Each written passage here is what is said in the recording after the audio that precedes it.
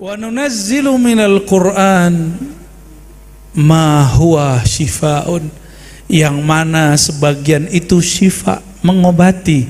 Karena bahasanya obat bagi orang yang percaya. Percaya itu di kepala apa di kolbu? Berarti yang diobati kolbu. Tapi bisakah dia mengobati fisik? Bisa jika penyakit kolbunya berkait dengan fisik. Tanya pakar-pakar kedokteran, mereka mengerti ada persoalan batin tapi membawa penyakit fisik. Ya.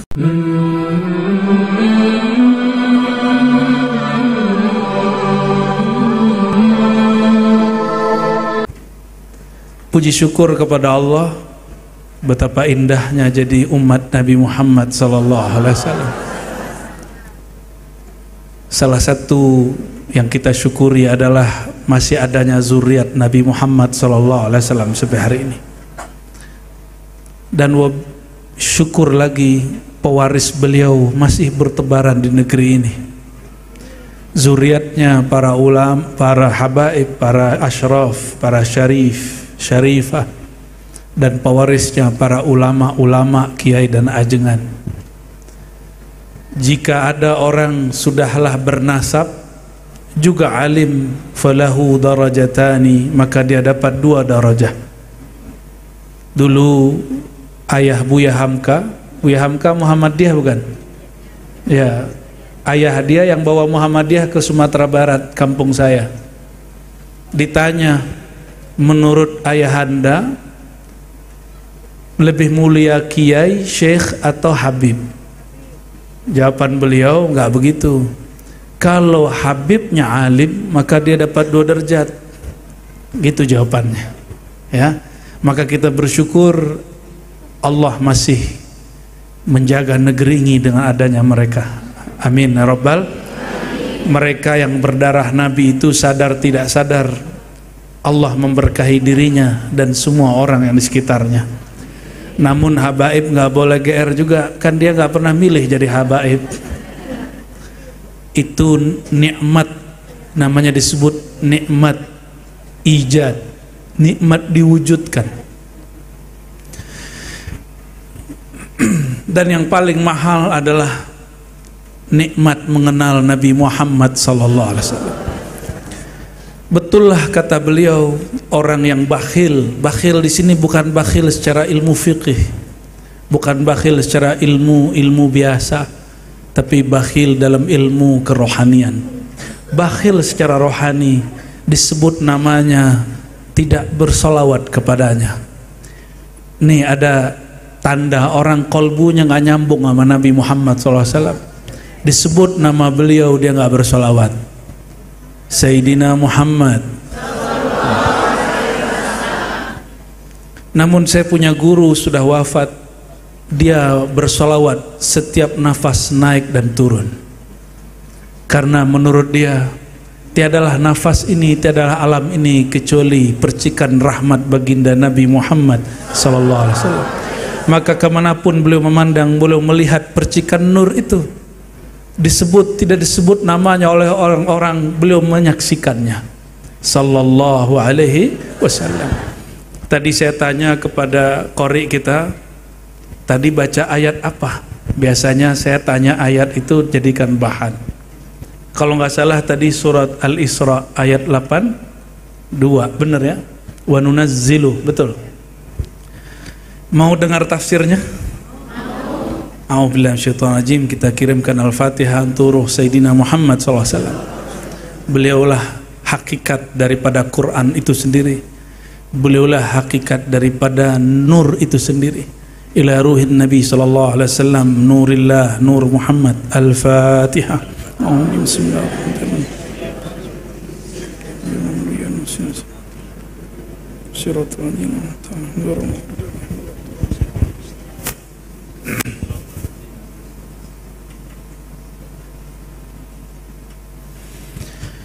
Ini ayat biasa dibaca oleh kiai-kiai kita kalau sholat isya.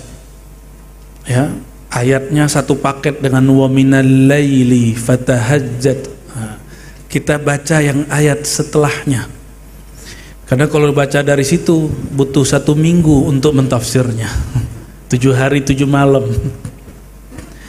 Wa nunazzilu, a'udzubillahi minasyaitonir rajim, wa nunazzilu minal Qur'an. Ini berkaitan dengan sir Maulid. Dan kami turunkan minal Qur'an, daripada Al-Qur'an. Coba perhatikan, ada anzala, ada nazzala, nunazzilu. Anzala, ada nazzala. Apa bedanya? Kalau anzala sekali turun blek. Coba contohkan ayat yang pakai anzalna. Inna anzalnahu fi lailatul qadr. Sungguh kami turunkan Al-Quran itu satu, itu diturunkan brek semua pada malam Al-Qadar. Di situ disebut hu itu Al-Quran. Diturunkan kemana? Kalau dalam riwayat disebutkan diturunkan ke langit, begitu kan? Tapi orang lupa. Bukankah ada di dalam surat Al-Hasyr, "Lau anzalna hadzal Qur'an ala jabalin la ra'aitahu khashi'an mutasaddian." Kalau diturunkan Quran ke gunung, kalau di surat yang lain kami tawarkan Quran ini, amanah ini kepada langit dan bumi dan semuanya, fa'abaina, semuanya enggan. Berarti nggak turun di sana. Selama ini kita didoktrin seperti itu benar secara riwayat. Tapi secara hakikat yang disebut langit itu langit kolbunya Rasulullah Sallallahu Alaihi Wasallam. Karena hanya kolbu Rasulullah Sallallahu Alaihi Wasallam yang sanggup menampung Al-Quran. Langit bumi rubuh kalau menampung Al-Quran. Gunung, Bapak Ibu, penelitian ahli kimia, tubuh kita ini bukan bersumber dari bumi semua. Jadi sel-sel di tubuh kita ini miliaran. Tahu sel nggak, Bu? Bukan itu bahan bakar Shell, bukan. Jadi partikel bagian terkecil dari tubuh ini yang bahasa Arabnya disebut dzarah. Bahasa kimianya mereka sebut sel, molekul, apalah istilah kimia macam-macam. Kita pakai istilah Quran, dzarah. Zarah itu kalau ada lagi paling kecil disebut zarah. Ya. Jadi Quran udah duluan daripada ahli kimia. Apa kata mereka? Tubuh manusia itu tidak semuanya dari bumi. Banyak bagian-bagian di tubuh manusia sumbernya dari planet mana, dari langit mana. Sadaqallah wa sadaqa rasuluhu. Ya iya, Nabi Adam di mana? Di mana awalnya? Surga. Surga di atas langit ke-7. Benar nggak? Maka sel-sel beliau itulah yang ada sampai hari ini di tubuh kita. Jadi walaupun orang-orang Indonesia kayak kita ini, wabil khusus orang Sunda, mukanya ya begini-gini aja kan wajah kita kan. Ya pas-pasan lumayan lah. Tapi ini tubuh spesial. Tubuh ini bukan sembarang tubuh. Ketika sperma ditumpahkan dengan izin Allah, itu juga banyak sekali, jutaan. Yang terpilih inilah yang di depan saya ini. Jadi kalau ada yang kemudian menyesal hidup, bunuh diri, itu dia tidak bersyukur, dia telah dipilih oleh Allah. Kita ini sudah dipilih. Dari alam sana sudah dipilih.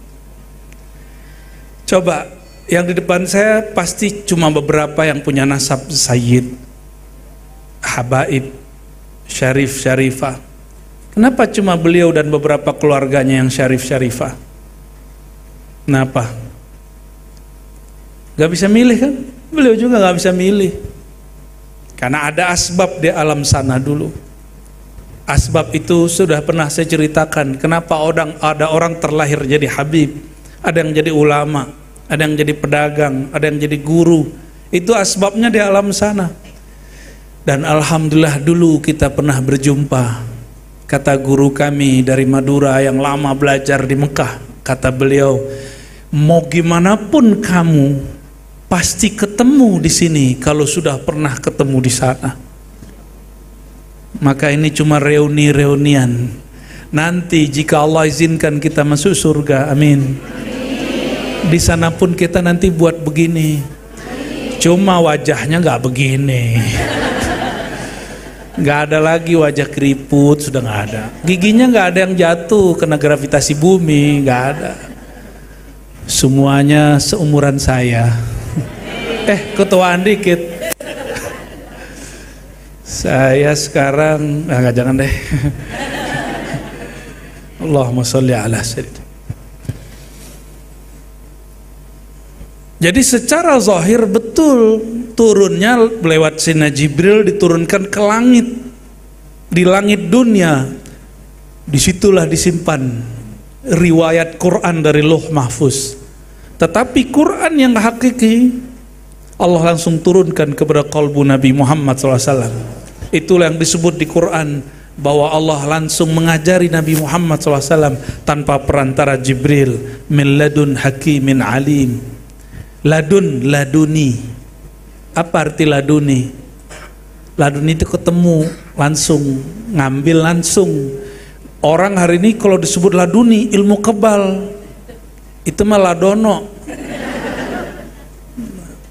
Nggak ada ilmu laduni, itu nggak ada urusan sama ilmu kebal. Ilmu kebal aja, kita juga nggak anti kok sama begitu.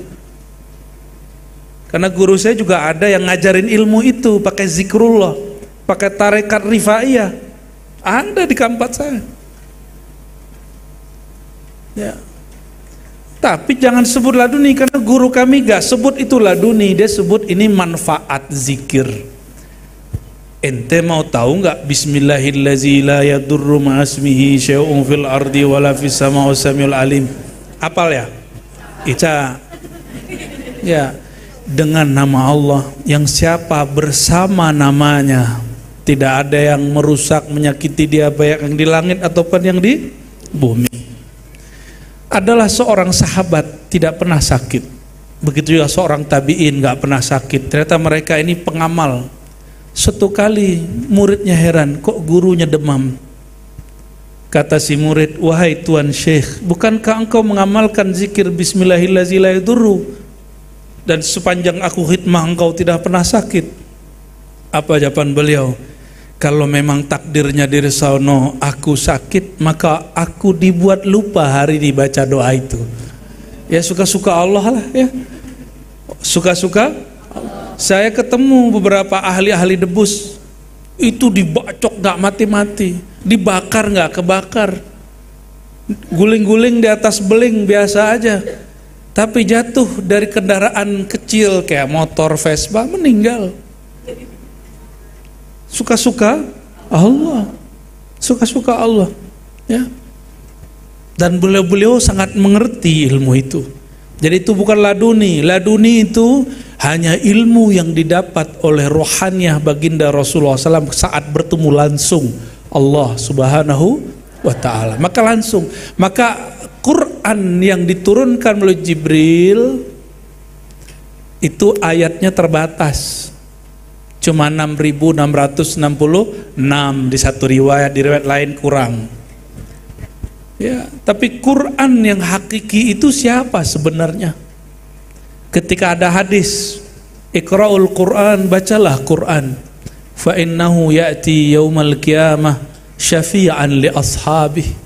Karena Quran itu nanti datang pada hari kiamat menjadi pemberi syafaat bagi sahabatnya. Coba bayangin, nanti bayangin Quran mushafnya datang gitu. Nenek gitu yang terbang dia, begitu. Itu bayangan anak kecil nonton film kartun. Sayyidatuna Aisyah ditanya, apakah akhlak baginda? Apa jawaban beliau? khuluquhul Quran, akhlak beliau Quran. Maksudnya apa itu? Hakikatul Quran Sayyiduna Muhammad sallallahu alaihi wasallam. Hakikat Quran itu sendiri ya beliau itu. Nyambung nggak? Jadi yang nanti ngasih syafaat itu mushaf datang atau Rasulullah yang datang? Maka Al-Quran syafi'an itu Rasulullah yang datang, karena tidak ada syafaat nanti di hari kiamat kecuali melalui begitu baginda Nabi Muhammad SAW. Nabi buka, baru para nabi boleh kasih syafaat, baru malaikat boleh kasih syafaat, baru orang-orang soleh, guru-guru, mursyid-mursyid, kiai-kiai, ajengan, kawan baru boleh kasih syafaat. Kalau enggak ada yang boleh ngasih syafaat. Itulah fa'innahu ya'ti yaumal qiyamati syafi'an, karena sang hakikat Quran datang sebagai pemberi syafaat. Dan siapa nanti yang beri syafaat? Sayyidina Muhammad sallallahu alaihi wasallam. Maka orang kalau baca Quran dia sedang berdialog dengan Nabi Muhammad sallallahu alaihi wasallam.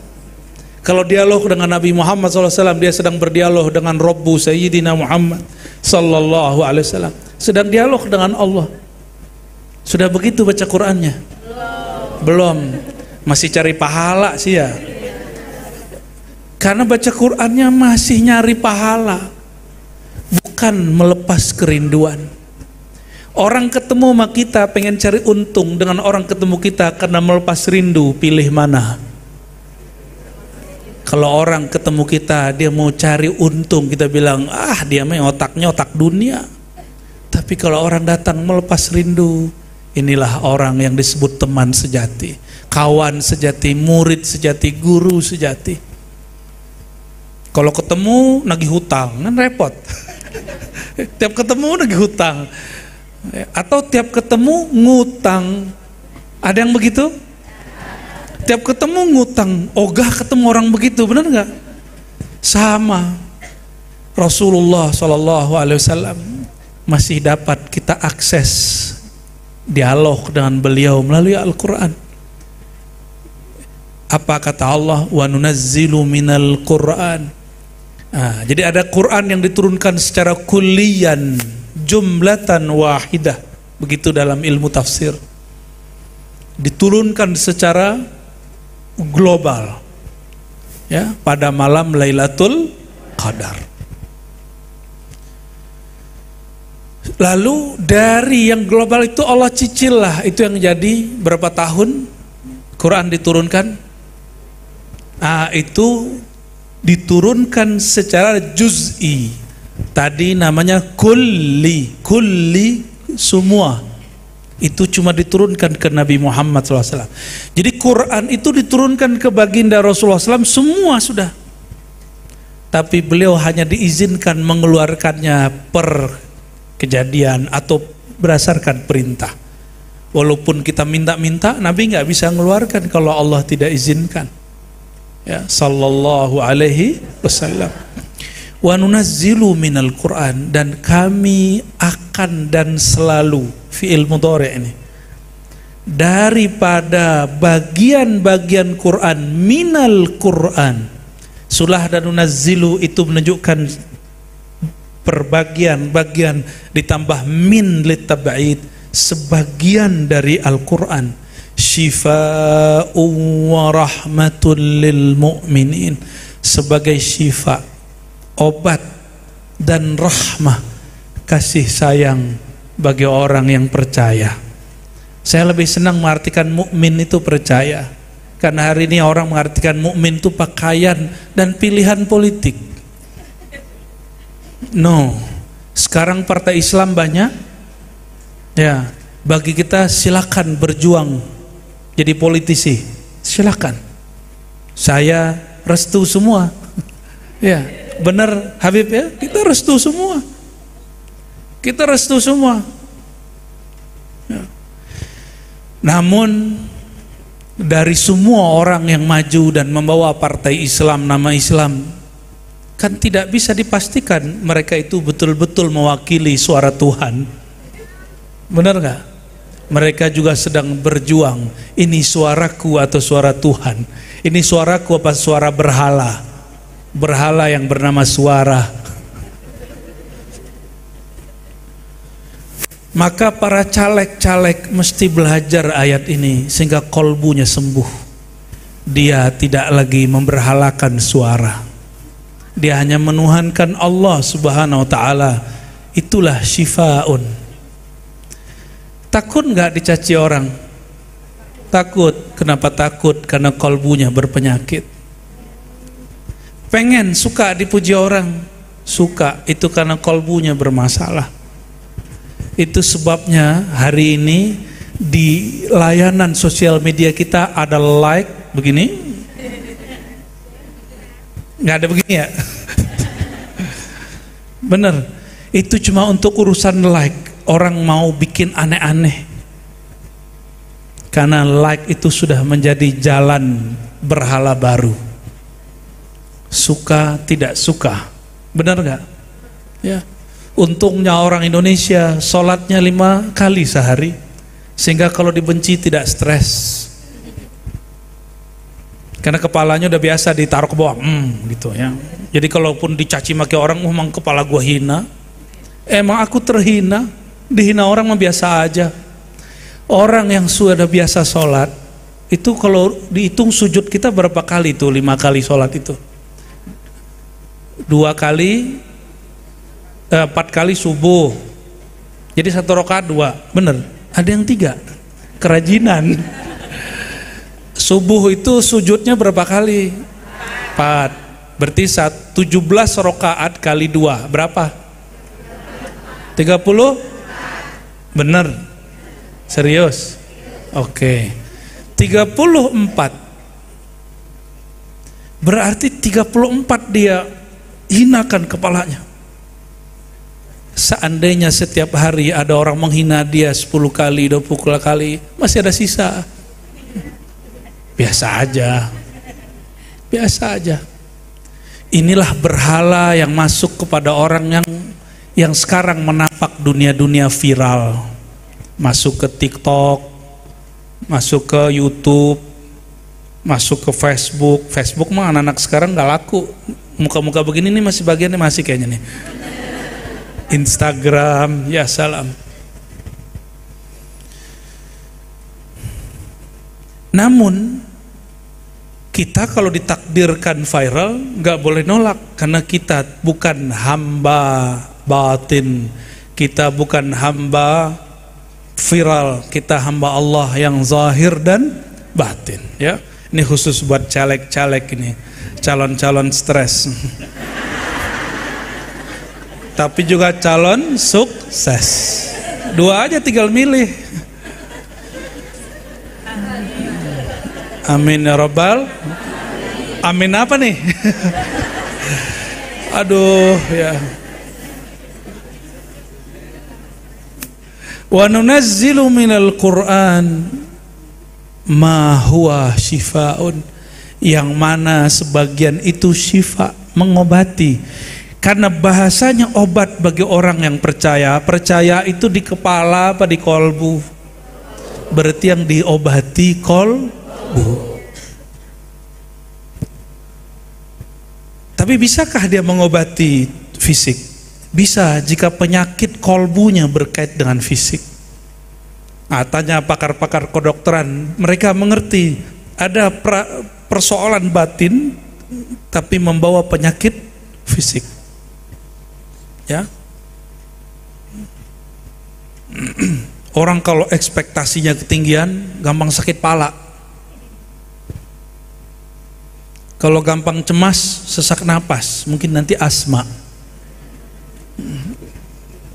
Coba konfirmasi sama dokter, nggak jauh-jauh beda lah. Ya. Kalau bagi dokter, dia cuma ngurusin zahir. Ketika orang gelisah dikasih obat penenang, orang asma sesak nafas dikasih obat melegakan nafas, tapi penyebab dasarnya belum diobati. Orang gelisah itu apa yang masalah? Kolbunya sedang kekunci, kolbunya kehimpit urusan dunia. Sedangkan kolbu dia hanya mau wajjahtu wajhiya lillah, Ya, dia hanya mau menghadap kepada Allah. Tawajuh kalbu hanya kepada Allah. Kalau dia sudah mulai menghadap selain Allah, itu kalbu mulai gelisah. Ini saya pastikan semua orang gelisah, itu pasti kalbunya mulai berkiblat kepada selain Allah. Maka obatnya kembali lagi kepada Allah. Ala bidzikrillah tatmainnul qulub. Lalu ada orang bertanya, saya sudah zikir kok masih gelisah? Zikir itu tidak boleh sudah. Zikir itu berketerusan. Saya kan sibuk Ustadz. Ya sudah, suka-suka kamu. Ya katanya mau tenang, giliran dikasih solusi bilang sibuk. Ya sekarepmu. Kalau bahasa Sundanya apa tuh Habib? Ma'anjen. Kumaha anjen. Bukan anjin kan? Ya. Pakai bahasa anjen, up to you. Penyakit gelisah itu obatnya cuma satu. Karena penyebabnya di kolbu, maka kembalikan kolbu kepada yang menggenggamnya. Siapa yang menggenggam kolbu? Sadar dia digenggam Allah, langsung hilang gelisahnya. Masih gelisah nggak? Zikir 10 menit, pasti ngeliat-ngeliat jam. Coba dari tadi udah 20 menit nggak ngeliat jam kan? Makanya al-julus ma'al arifin, ma'al ulama afdal minal khalwa wal uzlah. Duduk bersama ulama, orang-orang yang kenal Allah, itu lebih utama daripada berkhalwat, berwirid. Kenapa? Orang kalau wirid ngitung-ngitung jam. Tapi kalau lagi taklim tentang zat yang diwiridkan, tentang sosok yang dicintai itu, Sayyidina Muhammad SAW, orang tidak akan pernah puas. Maka sahabat Nabi pernah tidak pulang dan lupa makan, itu cuma berjulus, bermajlis dengan Nabi SAW 2 hari 2 malam, berhentinya cuma jam sholat. Sholat mereka berdiri, ruku sujud, lanjut lagi majlis. 2 hari 2 malam, lupa makan, lupa minum. Sallallahu alaihi. Kenapa? Sang obat itu yang menghilangkan lapar dan dahaga itu ada di depannya. Baginda Nabi Muhammad sallallahu alaihi wasallam. Wa rahmatun lil mu'minin. Dia itu, Al-Quran itu rahmat bagi orang yang beriman. Coba, ini bukan cocok logi, tapi memang cocok. Disebut ilmu munasabah. Ada ilmunya di Quran, ilmu munasabah. Apa nama ilmunya? Itu orang jadi doktor cuma karena ilmu munasabah. Pakarnya Imam Fakhruddin Ar-Razi. Sekarang yang berbicara pencintaannya, bukan imamnya ya. Siapa yang berkalam tentang ilmu munasabah? Fakhruddin Ar-Razi. Maka tafsir beliau modalnya munasabah, menyesuaikan ayat dengan ayat. Ya, lalu dikembangkan oleh para ulama, wa ma arsalnaka illa rahmatan lil alamin. Tidaklah kami utus engkau wahai Muhammad kecuali rahmat bagi alam. Alam itu dibagi 2, satu mukmin, satu tidak mukmin. Maka ada rahmat yang amah, kasih sayang yang umum. Ada rahmah yang khasah, kasih sayang yang khusus. Amah semua, karena rahmat yang umum itu orang-orang yang kufur kepada Allah masih dapat rezeki sampai hari ini. Orang yang durhaka kepada Allah masih dapat hidup hari ini. Tapi rahmat yang khasah, ini rahmat hanya turun ke dalam kolbu yang menghilangkan gelisah. Bisa jadi orang yang hari ini mendapat rahmat yang zahir, lebih kaya, lebih mewah daripada orang yang dapat rahmat yang batin itu. Tapi ada yang tidak didapat oleh yang dapat rahmat zahir itu, yaitu kedamaian kolbu.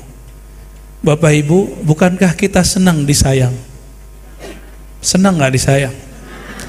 Makanya Bapak Ibu, ada orang ya, berumah tangga terjadi konflik, itu karena merasa kurang disayang. Padahal sebenarnya mereka saling sayang, cuma karena saking dekatnya sering tengkar jadinya. Ya, yang penting jangan benci-bencian, ya. Ini ada wajah yang habis tengkar mah. Yang belum bingung, aku tengkar sama siapa ya? Bapak Ibu, saudara-saudariku, karena Allah rahmatan lil mu'minin, rahmat itu turun ke dalam kolbunya. Kalau sudah turun ke dalam kolbu, maka melimpah ruah melalui lisannya, melimpah ruah melalui perbuatannya. Kenapa kita masih kurang sayang kepada orang?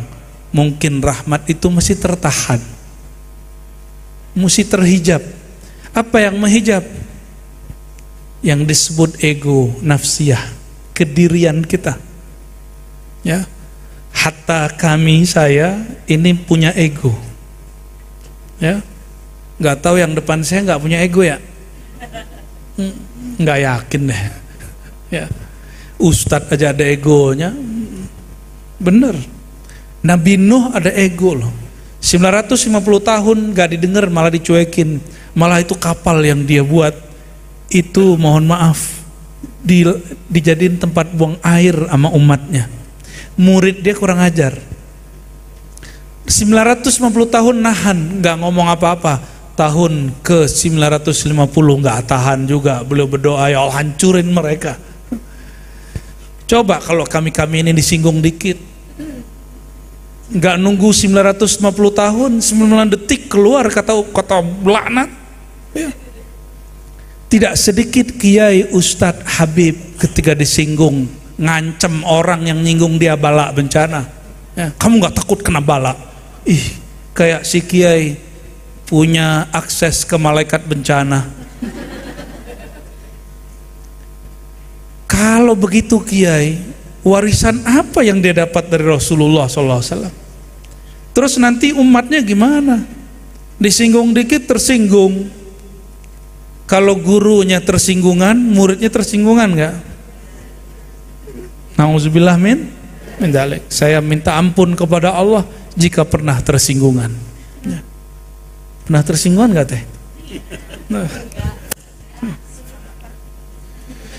Warahmatun lil mu'minin, maka ada risalah ammah untuk alam semesta. Itu sebabnya Nabi dikenal oleh pohon, oleh batu, oleh gunung, oleh biawa, oleh ikan, oleh hewan yang sudah mati. Bahkan suatu kali baginda Nabi Muhammad SAW dalam hadis yang sahih diundang oleh perempuan Yahudi. Betapa baiknya akhlak beliau, dan beliau ini betul-betul pluralitas. Ini bukan pluralisme yang diharamkan oleh MUI, pluralitas, padahal aslinya sama aja itu.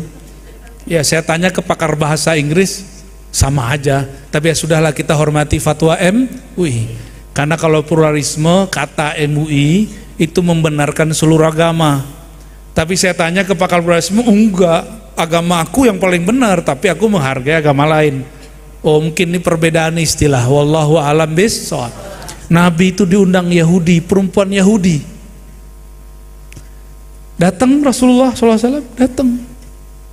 Ini bukti Nabi nggak benci Yahudi karena Yahudinya.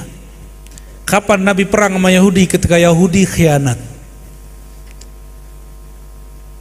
Ya, Nabi itu punya istri Yahudi satu. Siapa namanya? Maria Kiptia. Itu orang Nasrani. Maria Koptik. Kalau ini siapa namanya? Sofia atau Sofia. Sofia bahasa Arab, Sofia bahasa sana. Nabi diundang oleh perempuan Yahudi, Nabi datang. Coba bayangkan Madinah sekeren itu dibuat Rasulullah SAW. Orang Islam diundang Yahudi, Yahudi diundang orang biasa. Indah sekali itu. Cuma dasar Yahudi suka tukang ngetes. Kalau Arab Badui ngetesnya yang ajaib-ajaib, tapi nggak nyelakain orang. Badui. Kalau Yahudi ngetesnya taruhannya nyawa. Konyol juga Yahudi itu. Sampai sekarang mereka konyol kan. Ini Yahudi perempuan, dia masak daging. Berarti daging itu tadi disembelih nggak? Orang Islam boleh makan sembelihan Yahudi karena mereka nyembelih dengan nama Allah, tapi pakai bahasa Ibrani, itu boleh. Maka datang Nabi, dilihat, sedap, makanannya sedap.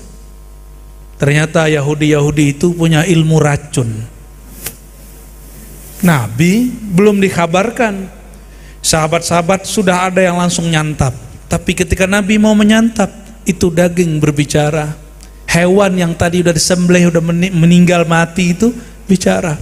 Apa kata si daging, si hewan yang sudah dipotong-potong? Ya Rasulullah, kaget Rasulullah. Coba nih Bapak Ibu lagi mau makan baksonya ngomong. Atiut, langsung kabur kita. Lagi mau makan satenya bicara. Kumaha? Masa jawab damang? Allahumma sholli ala Muhammad. Ini daging yang sudah digulai, dikare, itu ngomong, ya Rasulullah, wahai baginda Rasulullah, inni masmumatun, aku sudah diracun. Nabi yang baru megang gak jadi makan, tapi ada 1-2 sahabat langsung meninggal. Inna lillahi wa inna ilaihi. Lalu disidanglah perempuan itu. Kamu kenapa? Kenapa kamu berani ngeracuni Rasulullah SAW? Apa jawaban dia? Ini loh konyolnya. Ini Yahudiah, ini mak Yahudi barbar. Apa kata dia saking barbarnya? Wahai Muhammad, jika engkau betul seorang Rasulullah, pasti si daging bicara. Jika engkau malaikat, pasti engkau tidak binasa. Kalau malaikat makan, kan malaikat cahaya. Makan dagingnya, lewat aja dagingnya.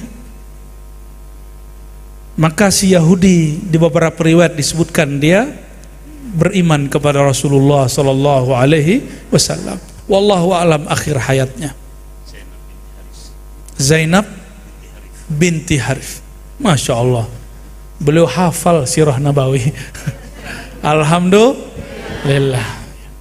Syekh Ali Jum'ah baca kitab sirah Nabi 50 kitab, 30 kitab. Baru mimpi ketemu Rasulullah SAW. Kalau beliau ini sudah baca kitab sejarah pasti banyak juga. Dan sejarah paling indah sejarah baginda, betul Habib, baginda Nabi Muhammad sallallahu alaihi wasallam. Wala yaziduz zalimina illa khasara. Tapi namanya orang zalim di sini musyrik. Walaupun Nabi itu mengobati kolbu, Nabi itu membawa rahmat kepada kolbu orang beriman, orang yang syirik tetap saja khasara. Tambah ilmu, tambah kesel. Turun kebaikan Rasulullah, tambah benci dengan Rasulullah sallallahu alaihi wasallam. Ya. Ayat berikutnya nih ya. Wa idza an'amna 'alal insani a'rada wa na'a bijanibihi wa idza massahu syarru kana ya'usa. Coba kita ini kalau dikasih nikmat sering lalai nggak? Tapi kalau lagi susah, tahajudnya jadi 12 rakaat, 11 rakaat. Duhanya jadi 12 rakaat. Wiridnya bukan lagi 100 pagi 100 sore. Pagi 5.000, malam 5.000. Kalau lagi susah. Emang Tuhan lagi susah sama senang beda? Ternyata Tuhan kita sering lain, lagi senang lain, lagi susah lain, lagi sakit lain.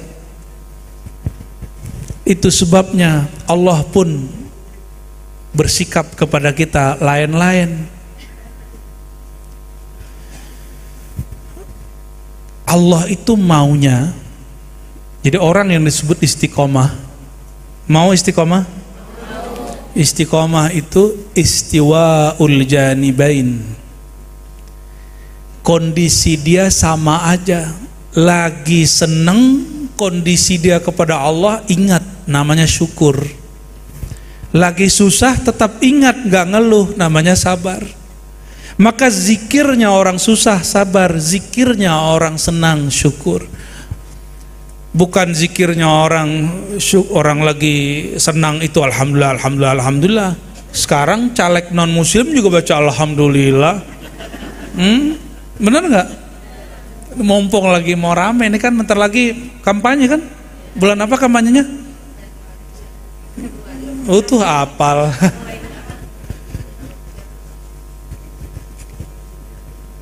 Bapak Ibu, saudara-saudariku yang melakukan Allah, kapan kita itu kepada Allah stabil, sebagaimana Dia tidak pernah berubah sikapnya kepada kita?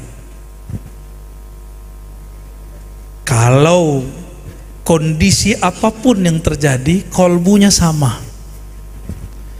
Maka ini rahasia. Ini rahasia, tolong dipegang. Yang merasa diuji itu cuma orang yang punya ego. Hanya orang yang merasa dirinya nonjol berjasa, yang merasa dirinya sudah beramal berjasa, yang merasa dirinya sudah berwirid berdonasi. Orang begini rentan diuji.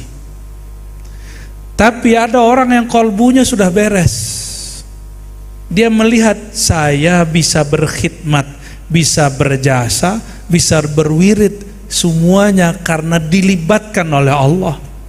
Maka dia bersyukur karena dilibatkan Allah, bukan malah merasa kok saya nggak dihargai, kan aku sudah bantu.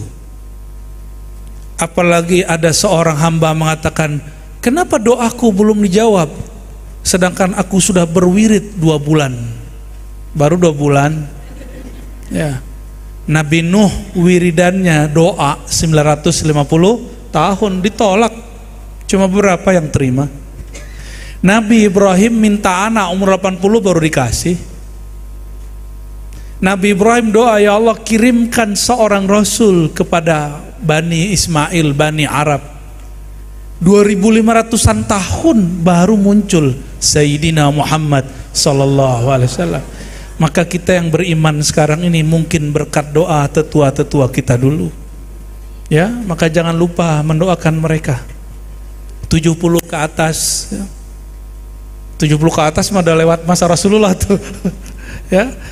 Bonus sudah.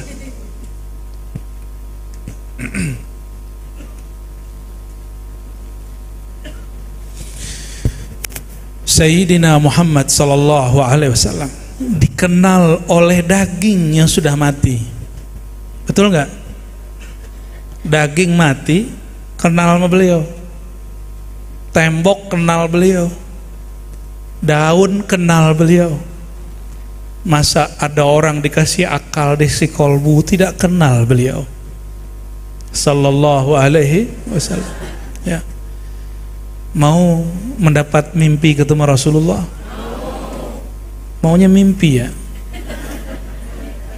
nggak mau ketemu jaga. Ketemu jaga itu lewat sholawat. Orang yang nabung sholawatnya banyak, nanti tabungan nurnya melimpah ke dalam mimpi. Mimpi itu disebut alam bawah sadar. Jika orang di alam sadarnya dia sudah menabung sholawat berkali-kali, dipenuhi rasa cinta, nanti alam bawah sadar ini punya hijab yang tebal sekali ya. Ketika dia sholawat, yang menembus cuma cinta. Sholawat 100 juta ribu, ada 100 juta ribu ya. Ada orang jutaan di sholawat, tapi kalau nggak cinta nggak menembus. Otak ini susah ditembus. Coba otaknya dipegang palanya tuh. Tuh kita aja nggak bisa nembus, tengkoraknya ya. Yang bisa menembus cuma rasa, yaitu namanya cinta.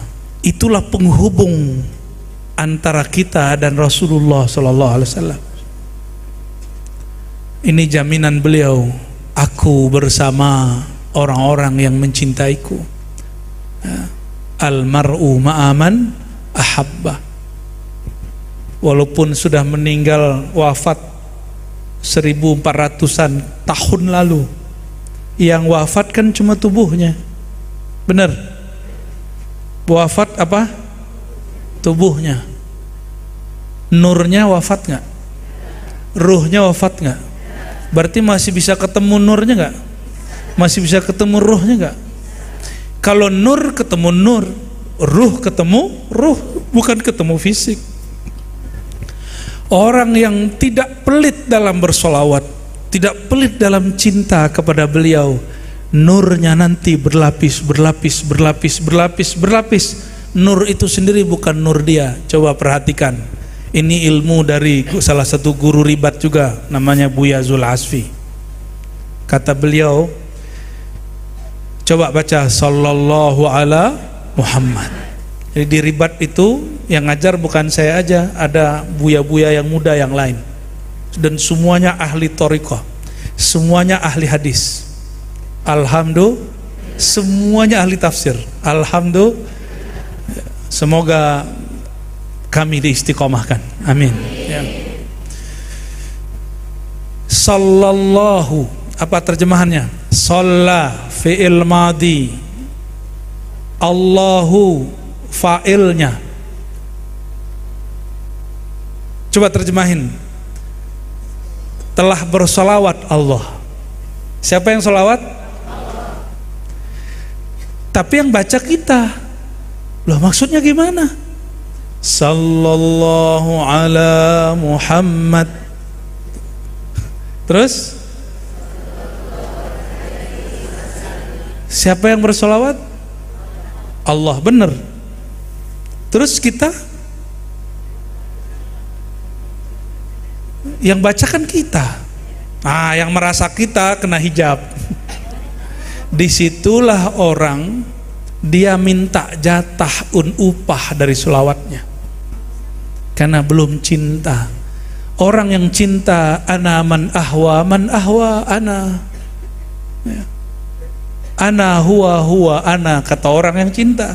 Tiadalah aku kecuali dia yang ku cinta, tiadalah dia kecuali aku. Jika aku bercermin, aku melihat wajahnya. Jika dia bercermin, dia melihat wajahku. Katanya begitu. Gombal bener orang Arab ya. Itu Laila Majnun. Majnun kalau bersyair begitu. Dia bercermin, yang dia lihat muka Laila.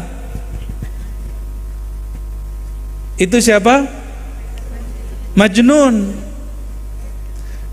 Majnun waktu bercermin yang lihat siapa? Laila. Saya nggak faham kisah ini sampai Al-Imam Sidi Syekh Abdurrahman Al-Jami mensyarah tentang Laila Majnun. Seorang mursyid beliau ini, tapi nggak pernah membaiat dan mentalkin orang. Kata dia, cukuplah ilmuku tersebar melalui sanad-sanad silsilah keilmuan. Nama imamnya siapa? Abdurrahman Al-Jami. Sidi Syekh Abdurrahman Al-Jami, beliau thariqatnya An-Naqsyabandi. Kata beliau, tiadalah majnun kecuali seorang yang rindu kepada Allah dan Rasulullah sallallahu alaihi wasallam. Ketika orang rindu, pernah jatuh cinta kan? Kalau kita jatuh cinta, melihat gang ke rumah yang dicinta, udah deg-degan. Dulu awal-awal jatuh cinta, dia bilang, kamu orang mana? Saya orang Bandung. Maka semua orang Bandung kita tanya-tanya. Ya, kamu orang mana? Saya orang Padang. Maka kalau ada Padang kita cari-cari. Kamu orang mana? Orang Jawa. Maka Jawa kita cari-cari. Disebut namanya A, kita cari di Google, kita cari di Facebook, kita cari di Instagram. Ada nama mirip dia, kita cari. Benar nggak begitu kalau cinta? Yang senyum-senyum tuh pengalaman semua. Yang nggak senyum bengong itu aplikasi apa tuh? Allahumma sholli ala Muhammad. Pernah suka seseorang pasti nyari dia di sosial media, benar nggak? Ada yang kita nggak suka, kita cuma penasarannya siapa sih ini gitu. Ya, cuma ada yang GR aja. Kolbu ini lebih canggih daripada Google. Kolbu itu lebih canggih daripada Facebook, YouTube, lebih canggih. Cuma karena belum punya pulsa, nggak dicas juga tuh baterainya, terus nggak download aplikasinya, akhirnya nggak bisa menonton yang di dalam sini. Nggak punya pulsa, ya udah nebeng sama yang punya wifi, itulah mursyid. Hotspot,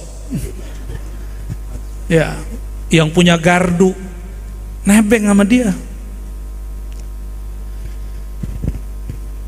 Ketika seseorang sudah cinta kepada Rasulullah SAW dengan kolbunya, dia akan mencari nama itu di kolbunya, Sallallahu Alaihi Wasallam. Dia akan sebut-sebut, sadar tidak sadar. Lain dengan orang yang bersyarat cintanya, dia bersolawat kalau lagi ada hajat. Kalau nggak ada hajat, sudahlah jangan bersolawat. Lagi ada usaha nih 4.444 kali, itu mah soleh, orang-orang soleh begitu. Tapi kalau muhibbin di atas itu, kalau orang soleh, abid, ahli ibadah, dia ibadah pamrih. Ya Rasulullah, saya udah salawat, ngeliatin mobil orang bagus-bagus, salawat gitu. Ngeliatin rumah orang bagus, salawat gitu ya. Ya, masa itu harusnya udah lewat. Ini masa sekarang mengenal Rasulullah dengan cinta.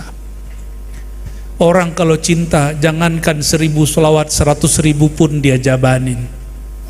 Orang kalau sudah cinta, lebih dari sholawat, dirinya, hartanya dia korbanin. Sallallahu Alaihi Wasallam. Tapi kalau belum cinta, baru zikir sedikit langsung nagih, ya Allah, ya Rasulullah, aku sudah wiridan, sudah mengamalkan ijazah dari Habib, tapi kok belum jadi jawab juga. Apalagi ini musim pemilu, setiap caleg minta wiridan. Masya Allah, Masya Allah. Lah kita mah ngasih aja ya kan, ngasih aja, kan tergantung jatah dia nanti. Allahumma salli wa sallim wa barik alaih.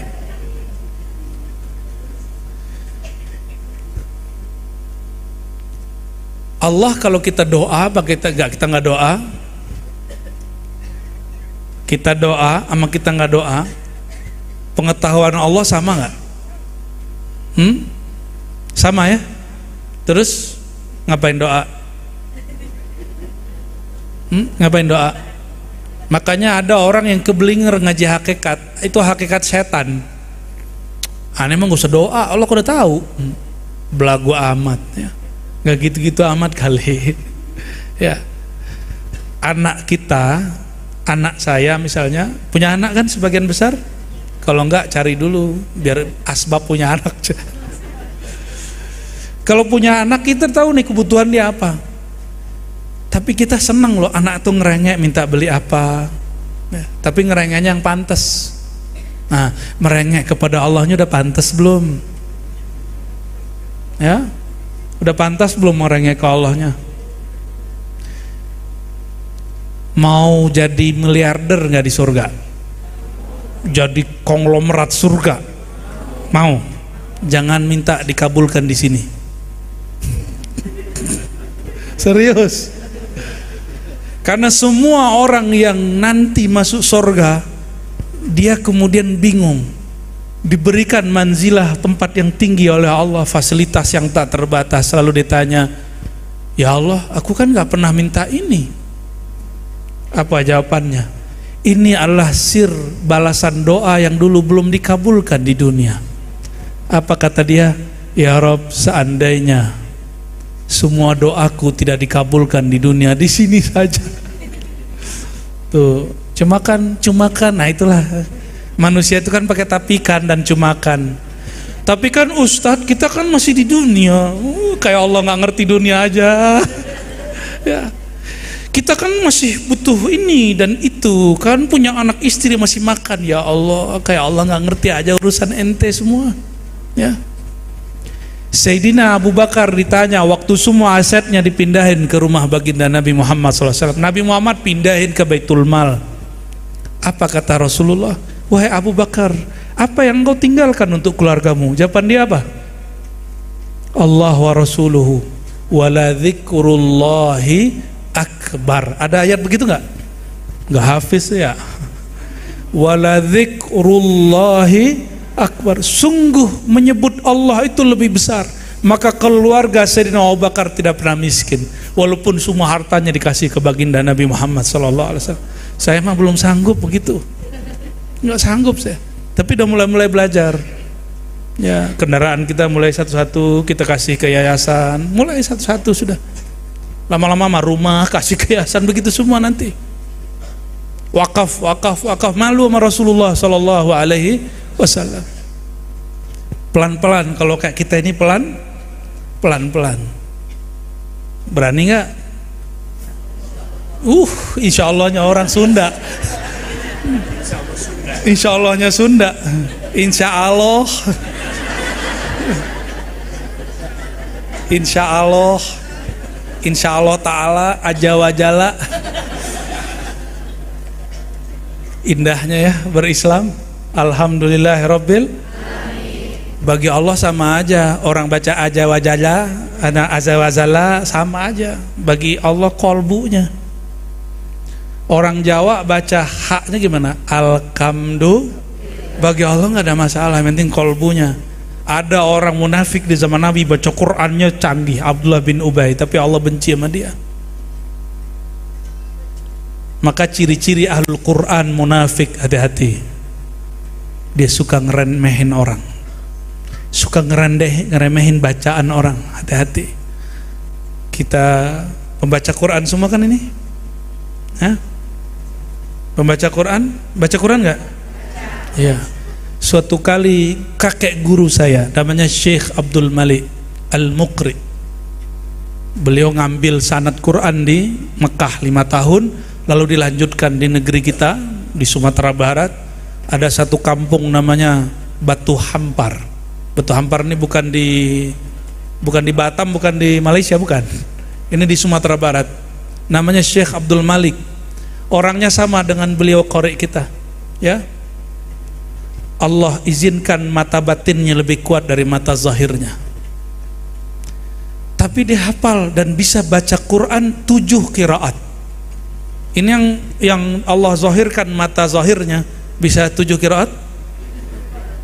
Lebih canggih beliau guru saya itu ya.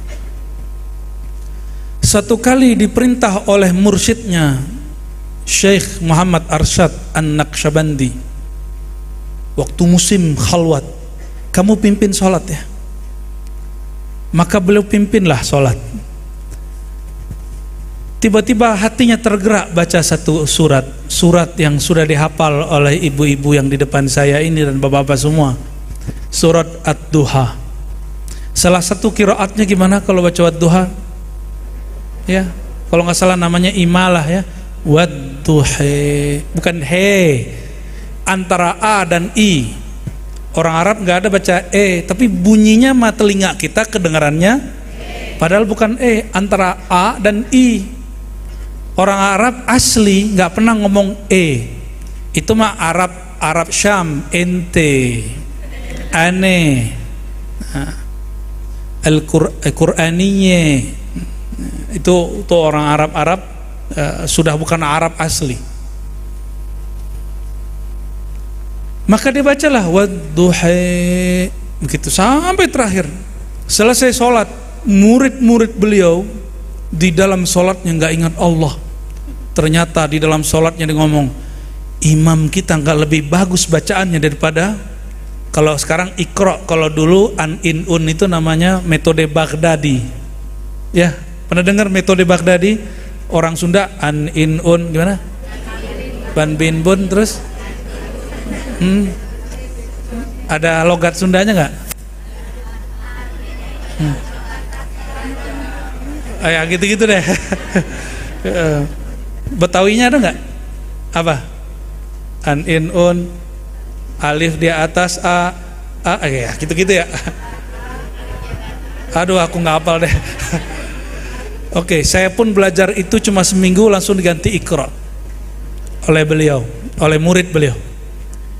Jadi apa kata nih? Ini orang thariqah nih, ahli zikir semua. Ahli zikir kolbu katanya. Katanya. Orang thariqat katanya. Maka tidak semua orang thariqat ini sampai kepada hakikatnya. Lagi sholat, apa kata dia? Yang imam ini bacaannya nggak lebih bagus dari bocah kecil yang belajar metode Baghdadi Habis itu apa yang terjadi? Syekh Muhammad Arsyad ngasih tahu mereka. Saya mendengar ini dihikayatkan langsung oleh cicitnya, ya.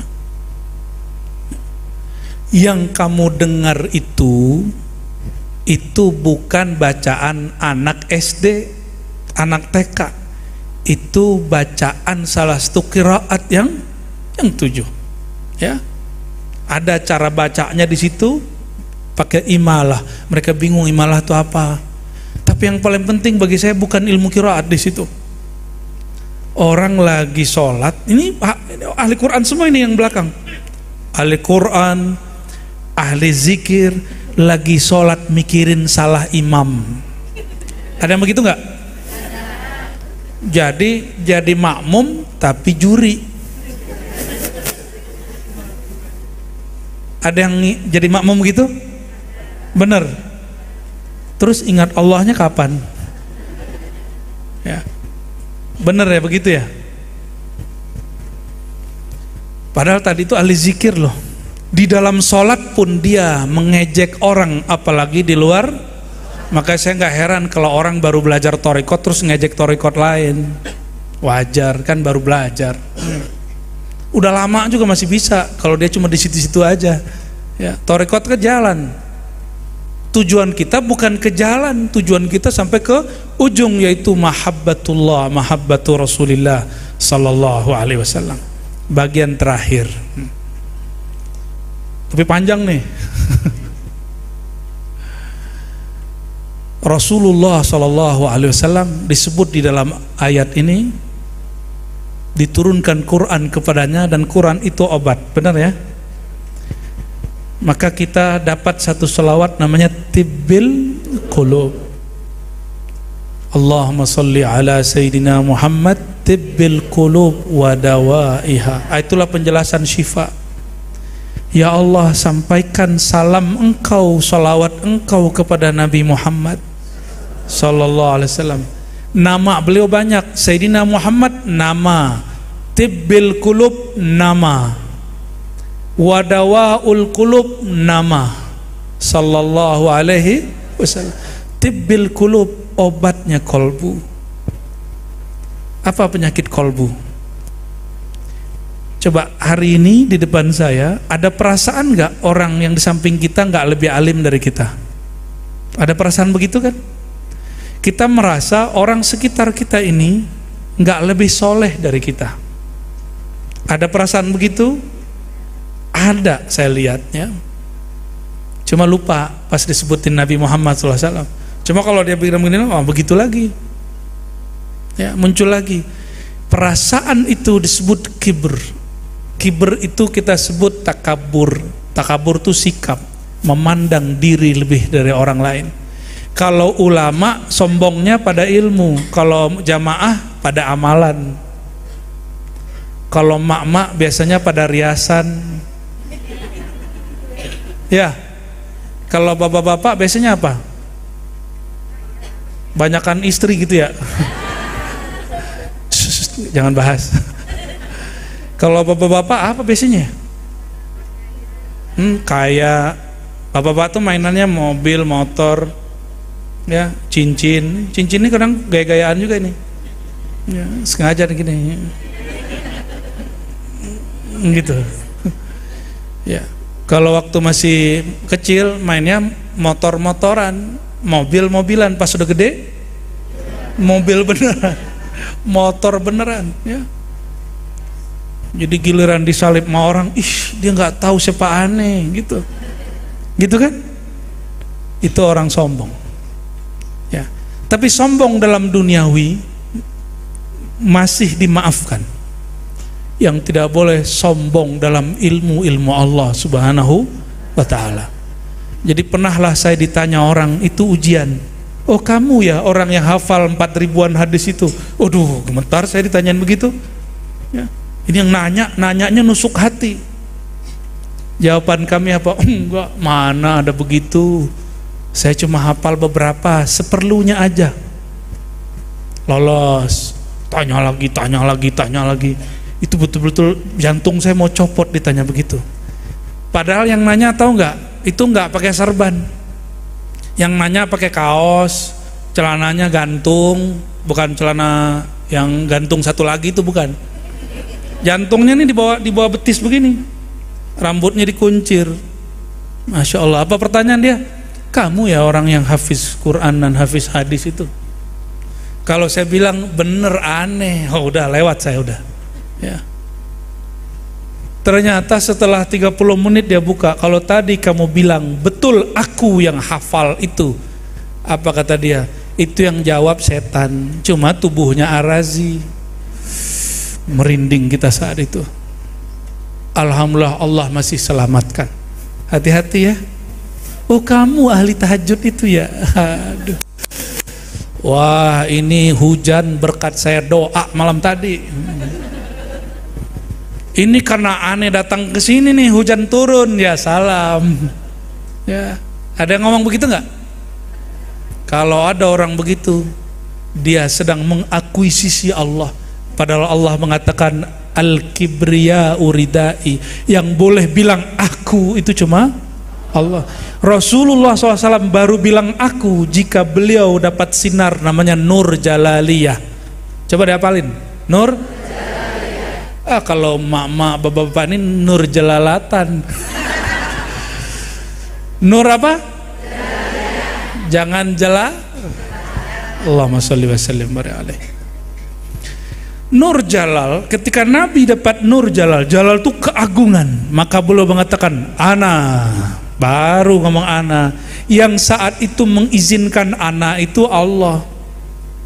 Ana, akulah dengan izin Allah, begitu. Sayyidu waladi Adam, penghulu umat manusia. Padahal beliau sering ngomong, jangan lebihkan aku dari Yunus ibn Matta, la tufaddiluni ala Yunus ibn Matta, la tufaddiluni ala Musa, la tufaddiluni. Jangan lebih-lebihkan aku dari nabi yang lain. Tapi kalau babnya bab Jalaliyah, beliau mengatakan ana. Itu Nabi Nuh, Nabi Adam, Nabi Musa, nabi-nabi tidak boleh tidak dapat izin beri syafaat sampai aku yang ngasih syafaat. Itu beliau disebut Jalaliyah. Apa tuh? Disuruh ini nyuruh ceramah panjang-panjang ini namanya nih. Oke. Jadi kapan boleh nyebut ana? Kalau yang kita lihat saat itu Allah yang beri, baru boleh sebut ana, aku. Tapi kalau yang nonjol diri kita, maka haram menyebut aku, karena aku itu kibria, kesombongan, dan hanya Allah yang boleh mengatakan itu. Hatta Nabi Muhammad SAW gak mau. Maka beliau mengatakan, ya, ketika orang-orang ngajak makan, itu raja-raja kalau makan kakinya naik terus nyander. Begini raja makan. Coba lihat raja makan. Minum, nyam. Tapi Nabi Muhammad SAW makan nggak mau nyander, padahal dikasih sandaran. Beliau dari sandarannya duduk lalu baru minum. Kita praktek minum dulu ya. Bismillah.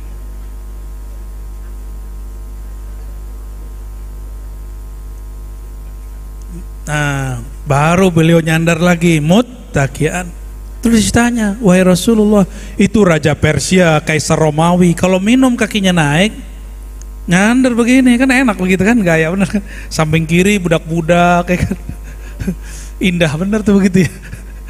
Tapi Rasulullah SAW mengatakan, la, innama ana abdun, aku hanyalah hamba. Ini babnya bab namanya Rahmaniyah. Bab apa? Rahmaniyah atau Jamaliyah. Jamal itu indah itu di bawahnya rahmat, kasih sayang. Ujungnya tawadu. Maka tidak ada yang lebih tawadu dari Nabi Muhammad SAW. Jika beliau ada hari ini di depan kita, beliau paling tawadu sama kita. Paling tawadu. Itulah rahasia Allah kasih beliau ilmu laduni. Maka yang boleh dapat ilmu laduni hanya yang mewarisi tawadhu Nabi Muhammad sallallahu alaihi wasallam. Semakin tawadhu jiwanya, ruhnya semakin diangkat. Ini rumus. Semakin dia tekan jiwanya, semakin ruhnya dinaikin. Semakin egonya ditekan, dicaci maki nggak ada apa-apa. Kita ceramah di belakang rame, nggak tersinggung, biasa aja. Ya, kalau sekarang kan pada ngamuk. Ya, sekali saya gitu juga. Kalau anak-anak rame nggak apa-apa, kalau mak-mak rame, waduh. Ya, lebih anak-anak dari anak-anak. Saya malu kadang. Ya, kalau ingat Rasulullah SAW berdakwah diusir masih biasa aja. Kita ceramah kurang didengerin aja tersinggung. Ini saya nih maksudnya nih. Betapa sombongnya kita ini ya. Apalagi yang lagi diceritakan Rasulullah ngobrol itu lebih sombong lagi. Paham nggak? Satu kali Sayyidina Abdullah bin Umar, beliau membacakan hadis di depan anaknya. Saya gak usah sebut nama anaknya. Anaknya orang alim. Apa kata anaknya? Tapi kan menurut Sianu gitu, menurut sahabat ini saya dengar begini. Apa kata Abdullah bin Umar? Qala Rasulullah bersabda. Dia masih ngomong tapi kan anaknya. Diulang lagi. Qala Rasulullah sallallahu alaihi wasallam. Dia masih ngomong tapi kan. Langsung Sayyidina Abdullah bin Umar nggak mau ngomong dengan orang itu. Sayyidina Abdullah bin Umar tidak apa-apa dihina, tapi kalau disebut nama baginda orang itu nggak hormat, baru beliau tersinggung.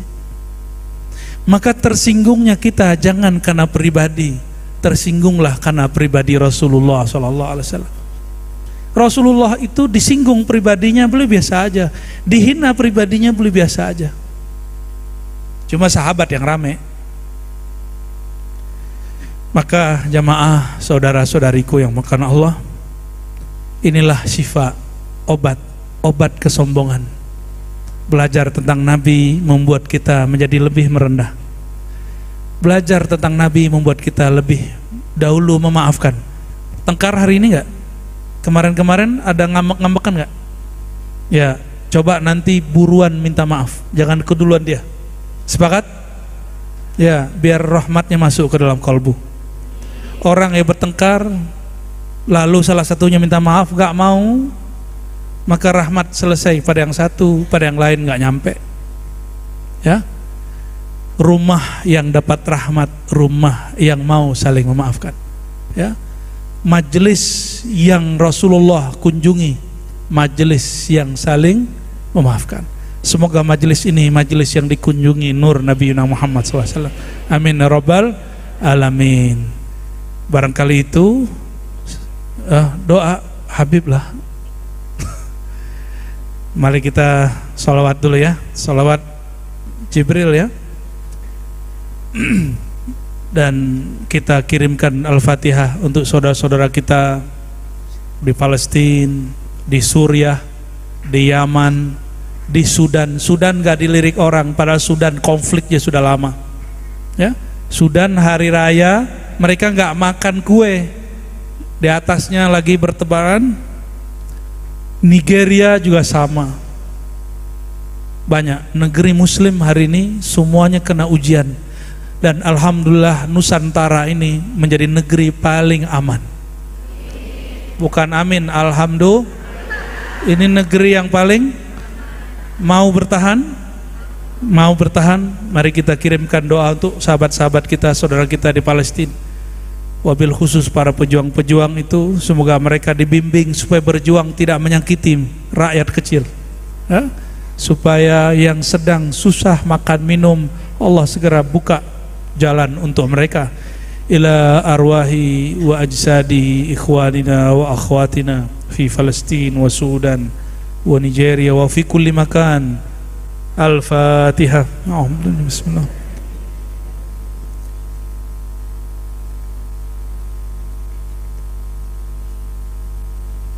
وإلى روح النبي صلى الله عليه وسلم وإلى سيدنا بليا بن الخضر عليه السلام وإلى سيدنا إلياس وسيدنا عيسى عليهما السلام وإلى سيدنا شيخ عبد القادر الجيلاني كتب الرباني ولسيدي شيخ الغوثي أبي الحسن الشاذلي وإلى سيدي شيخ محمد بهاء الدين شاه نقشبندي ولسيدي شيخ أحمد تجاني وعمر رفاعي وعمد بن إدريس الإدريسي وسيدي محمد بن الكريم السماني. الفاتحة.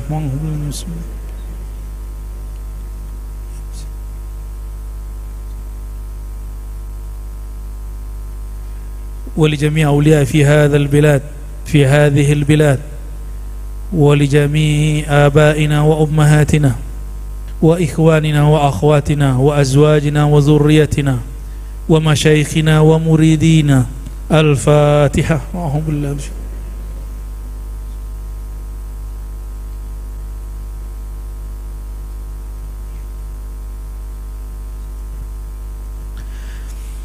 إن الله وملائكته يصلون على النبي يا أيها الذين آمنوا صلوا عليه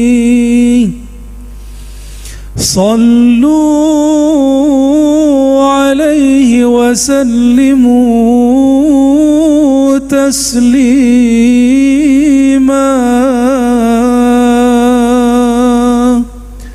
لبيك اللهم صل وسلم وبارك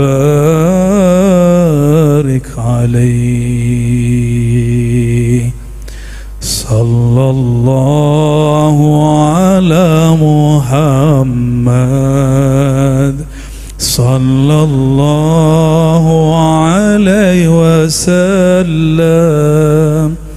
صلى الله على محمد صلى الله عليه وسلم.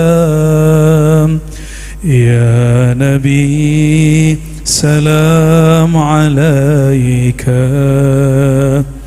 يا رسول سلام عليك يا حبيب سلام عليك.